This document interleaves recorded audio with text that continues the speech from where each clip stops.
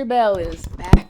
And the big box office sensation of the year was not a superhero film. It was not Mission Impossible as I had thought.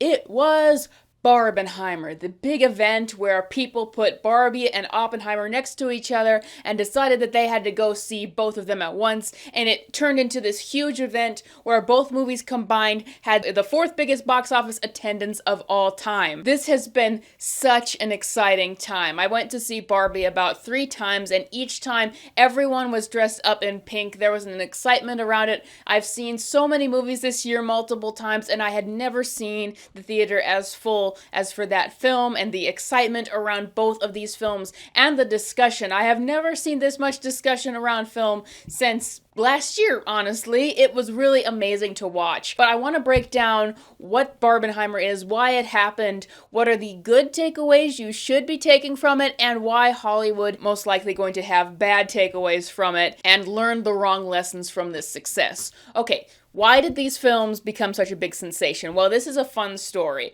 So it all starts with Christopher Nolan, and when he was trying to get Tenet released in 2020, he was not handled very well by WB. Tenet did not open well, and then WB decided that it was going to be a better idea to try to release all of their films on streaming, which Nolan hated. So there was a lot of drama behind the scenes, and Nolan was not treated very well. So Nolan, after having a very, very long-standing relationship with WB Studios, decided he was going to call it quits with them and work for Universal and have them produce his next film, Oppenheimer. Warner Brothers did not like that Nolan left, and so they were going to get revenge on him. Oppenheimer had a July 21st release date, so Warner Brothers took their big Barbie film, which they knew was going to be a big success, and put it in front of Oppenheimer, thinking that Barbie was going to crush Oppenheimer's box office success and that would be their revenge on Nolan for leaving. But Nolan would not budge. He would not budge one bit. With this movie, it did not seem like he cared so much about box office. He cared about getting awards for himself.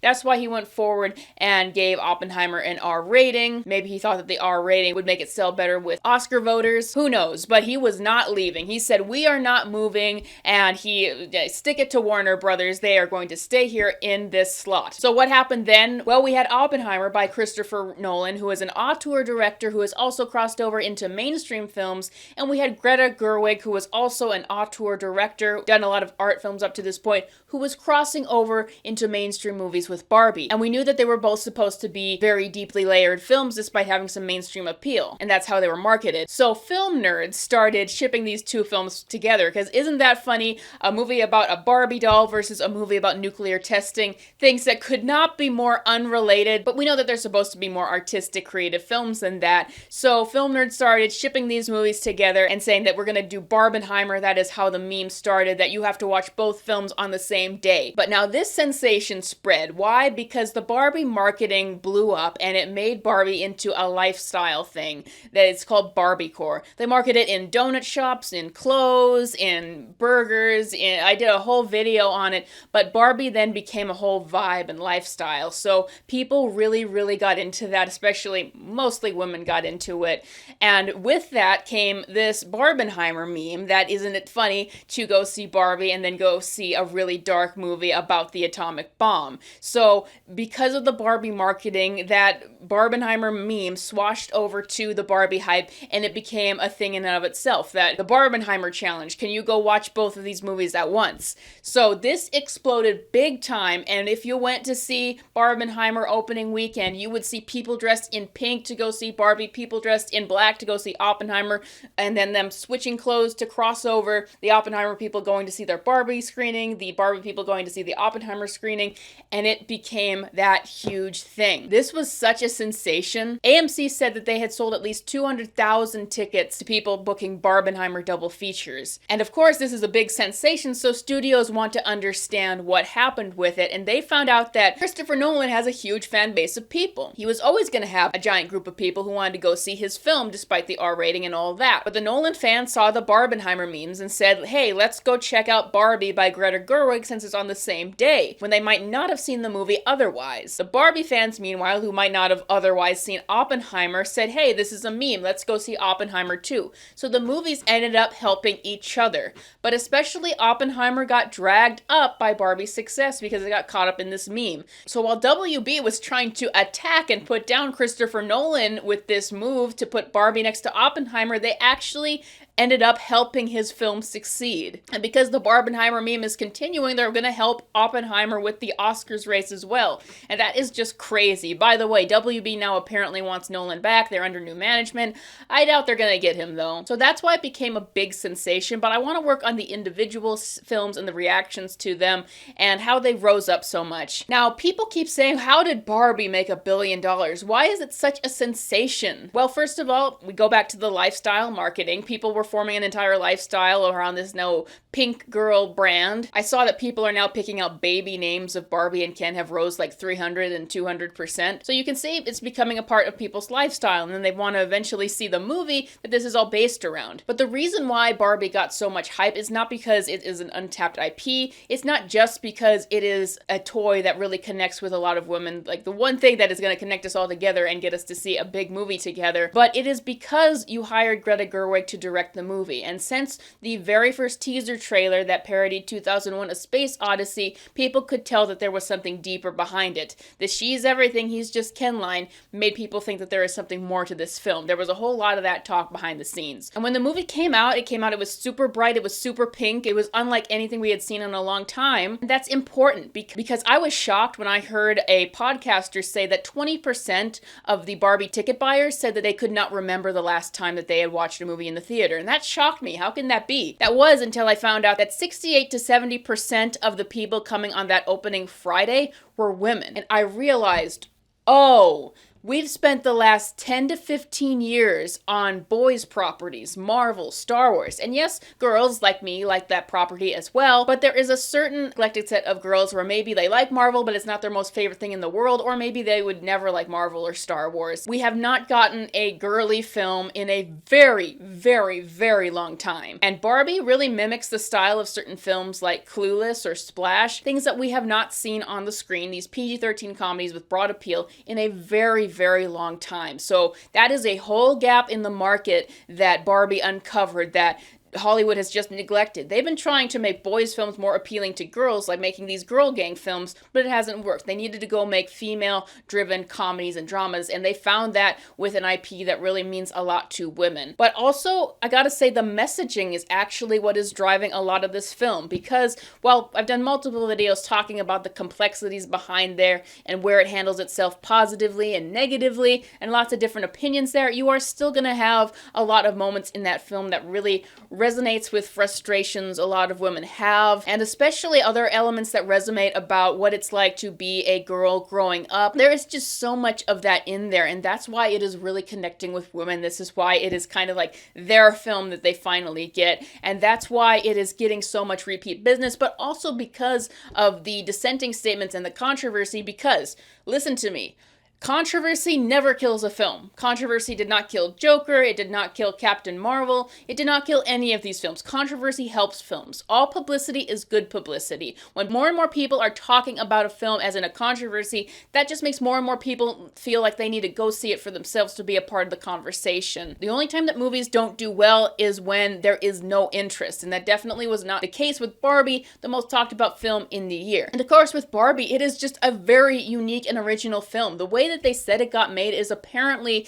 it was being written in 2020. They didn't even know if it would even get made because of the lockdowns. So Greta Gerwig just put down whatever she wanted with Noah Baumbach, and they turned it in, and apparently they just let them make it. She did it in the most off-the-wall, crazy movie she could that said everything she wanted to say, and that's how it got out there. And so it is a very, very original film despite being based on a big IP, and there just have not been many original films lately. Like Mission Impossible and all the Marvel movies we've seen so much of that. This is very fresh. So that's why Barbie's doing so well, but let's go over to Oppenheimer, which I think might be the more exciting of the two. Because yes, we've seen lots of biopic and very artsy films before, but Oppenheimer is different in that it's getting so much money at the box office. But not only just money from the Nolan fans and from the Barbenheimer sensation, but people are coming away with very high audience scores like Barbie. Mainstream audiences saw Oppenheimer and they actually really enjoyed the film. And I think I've already said enough of why it's getting so much attention at the box office. It was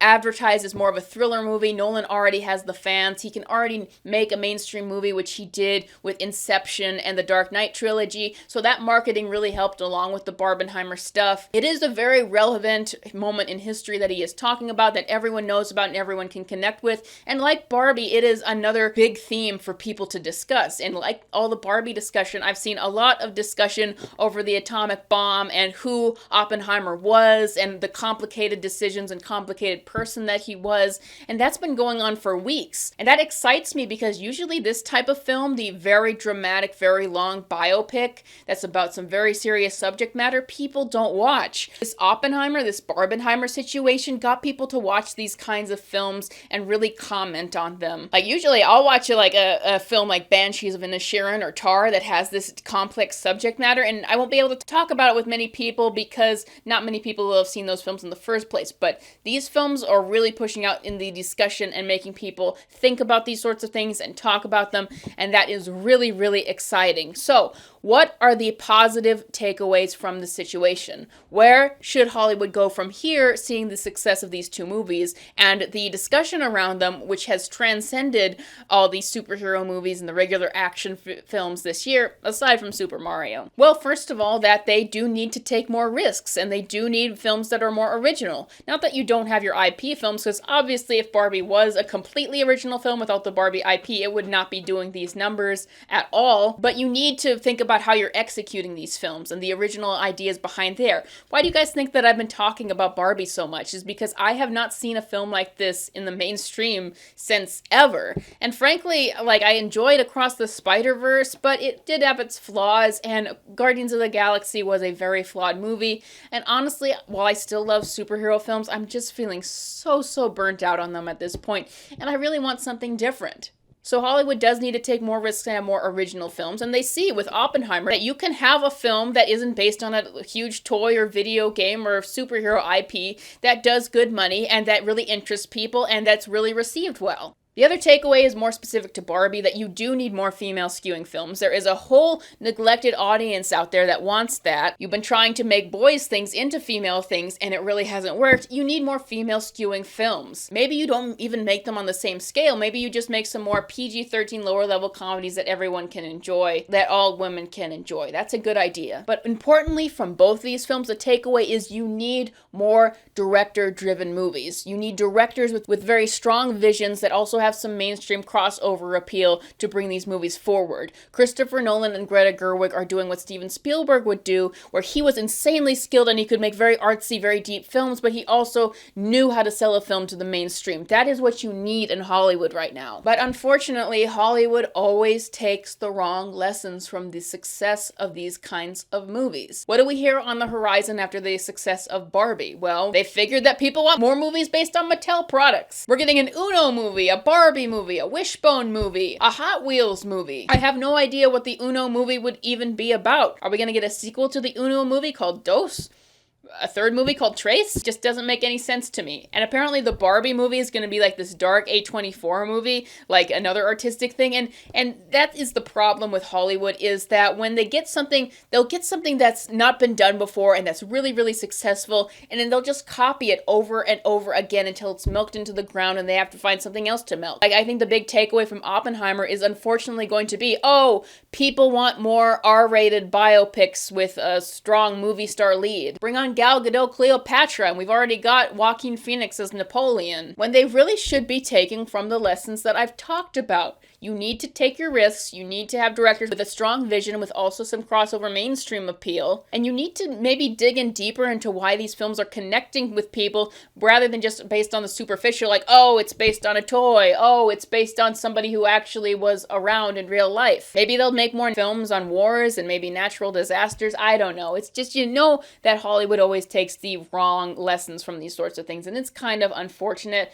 because, like I said, I've been kind of tired of getting the same thing in mainstream media lately, and I wanted something different in the mainstream. I want people to be more exposed to this kind of film, but I'm worried that we're just going to get the wrong lessons from it. But I do have a little ray of hope, is because Oppenheimer and Barbie had such much lower budgets than the average movie that's been flopping this year. I'm really hoping that what we see going forward is more lower budget films that are driven by their directors that Hollywood has to throw out there because they have to see what's going to work. This is what happened in the 1960s going into the 1970s, where Hollywood could no longer afford doing these gigantic budgeted films, and so they were forced to rely on more independent directors coming forward telling smaller stories, and that is why we got so many classic movies in the 70s. Francis Ford Coppola has seen the success of Barbenheimer and said that he thinks we are on the verge of a new golden age of cinema. Do you think that's true, or do you think that Hollywood is just going to take the wrong lessons from this all over again? Let me know in the comments below. Thank you, Patreon J. As always, you guys can support me on Patreon too if you so desire, so like and subscribe for more videos, and I will see you guys next time.